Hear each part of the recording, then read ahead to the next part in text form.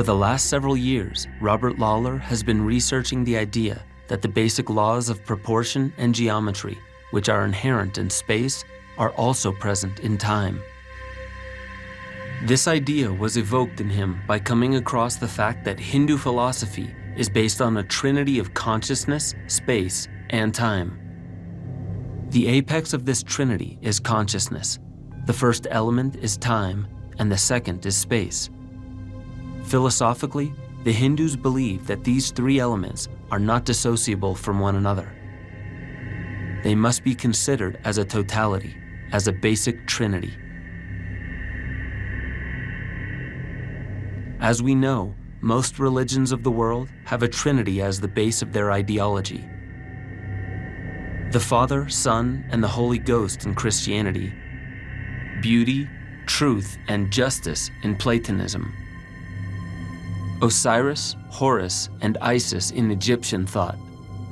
There are many other examples of this. In Hinduism, we know of the Trinity as Brahma, Vishnu, and Shiva. But this is an even older concept of creation, requiring the three elements: consciousness, time, and space. Space is Brahma, consciousness is Vishnu, and time is Shiva. Very interestingly, the entire society of India believe that inherent in time are all the forces and powers of nature. They're locked into patterns that express themselves in time. Those forces are equal to expansion and contraction, like a movement away from center, a movement towards center, and the center itself. We have, then, a sort of physics that's associated with abstract concepts and that have been deified as gods or archetypal characters that embody these abstract elements. In that way, the whole myth of creation is readable on various levels of activities of intelligence. The Hindus respected the power of time and believed that human consciousness, in its activities of concentration, remembrance, and imagination, could actually draw forth the particular aspects and qualities of the forces inherent in time. They organized their society so that these three elements were held in a kind of balance within the thinking and imagining processes of the entire living population. For example, the Brahmins, in their external rituals, worship the masculine principle of Brahma, of which is space. In their hidden and secret rituals, they worship the feminine. This was also true of the commercial caste. There are four basic castes of people in ancient India: the scholarly and priestly caste, the Brahmins. The second is the aristocracy, called the Kshatriya. These are the symbolic rulers of the country who perform the ceremonies of centrality and power. The third caste is the Vaishya, the merchants, bankers, and property owners. And the fourth caste, called the Shudra, are the workers, artists, and the general population as a whole. Of course, the vast majority of people were in the Shudra caste. The Shudra is where all the arts come from, because they are the people of manual dexterity. Each one of these castes, like the Brahmins, worshipped a different aspect of this trinity. The aristocracy and the Shudra worshipped the same. They worshipped externally, they worshipped the feminine, and in secret rituals, they worshipped the phallus or male. There are many people who have studied the caste system who realize that this fourfold division is necessary to hold up civilized populations. Democracy is really a veiled form of this basic system of order, based on the needs which are provided through our vocations. We perpetuate this without realizing it is the basic formation of all societies. These divisions of people into the aptitudes and mentality that predominates their vocational powers was a way to keep the connection with the spiritual world and the forces which surround society in balance. In other words, by extending and emphasizing the characteristics that are basic to the forces which surround us in the universe, The Hindus believed that they were actually forging a bond and a connection between heaven and earth, between sky and land. This equalization of the masculine and feminine powers is represented in time cycles which influence and affect the developments on Earth. We will examine the very ancient prehistoric origins of India and the people who settled in India, remembering that archaeologically, the Indus Valley has revealed human settlements which goes back over 400,000 years. It is one of the oldest archaeologically verified settlements on the face of the Earth. Those findings in caves and cave imagery, which date back to over 400,000 years, shows that people already had musical instruments. They were hunting with bows and arrows, and they had already made the first classic steps towards the fundamentals of civilization. This was evident in the earliest archaeological finds in India. The whole idea that many people refer to India as Mother India may have been in this cycle of time, the place where the remembrance of previous cycles began to resurface and re-emerge as a formative force in the whole development of humanity.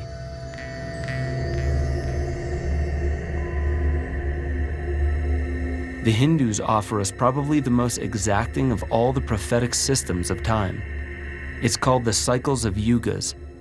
Many people have heard of what is called the Kali Yuga, in which we are purportedly well established with our modern society. To understand the Yuga principle, we have to acknowledge a certain experience in our own organism. That there are phases in the development of our organism which are inherent in and associated with a certain passage of time. For example, we reach 7 years of age and our teeth fall out, and we get new teeth. We have nothing to say about that. And by another 7 years, suddenly we have completely reorganized our pelvic region or glandular secretions, and we are now in puberty and have achieved sexual reproductive capacities. The changes just seem to occur in the nature of time. This is a kind of genesis, a process of maturation, and eventually elimination through death that we have nothing to say about. The Hindus extended this cyclic phase to everything in the universe. They said that everything is inherently dominated and created by time. The Kali Yuga is the crone, which Shiva holds in his arms as one of his aspects. The triadic nature of his feminine nature takes 3 forms: the virgin, the mother, and the crone. The crone is called Kali, and Kali is the name for the concluding yuga. Let's get the term yuga straight. Yuga is a term which superficially means turning around. It means rotating.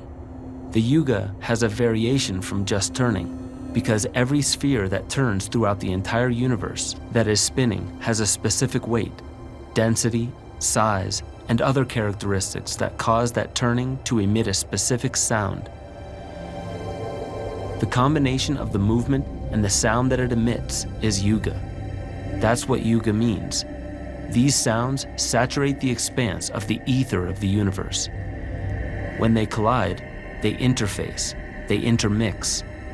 And when these colliding forces of sonic energy permeating the ether of the universe come together, they form a specific density.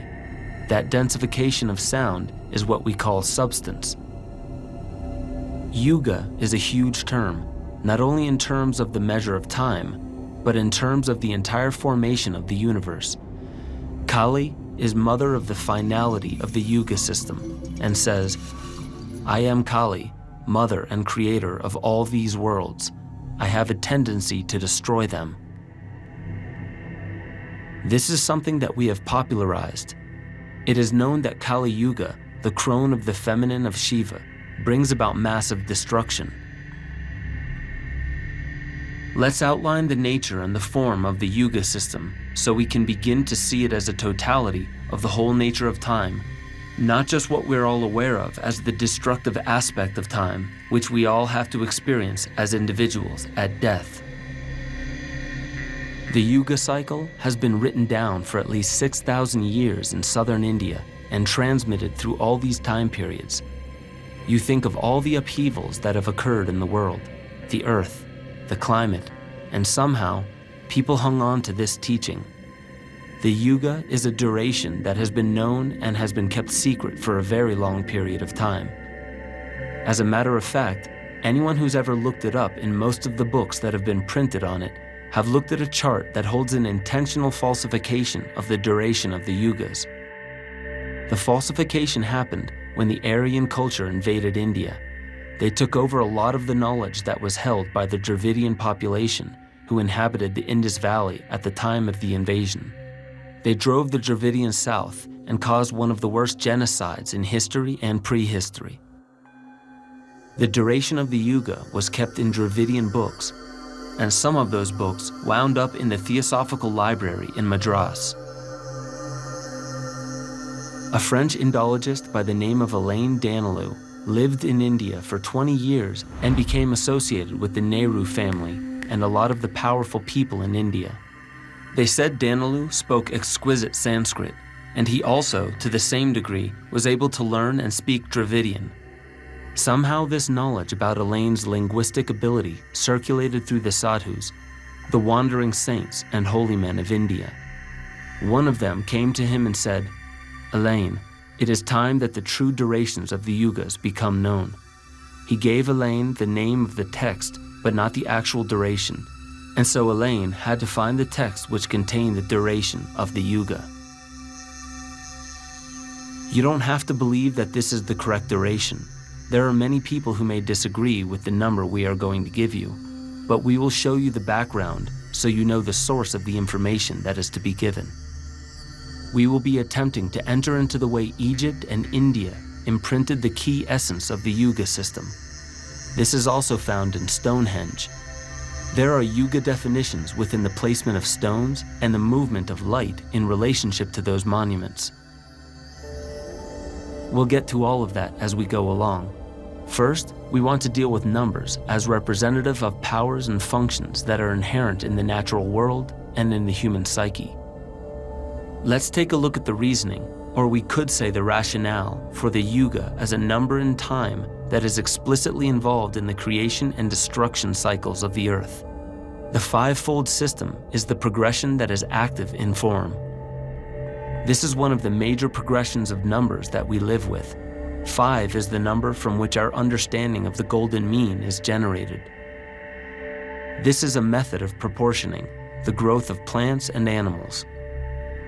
It's the series of numbers that is dominant in the expression of form.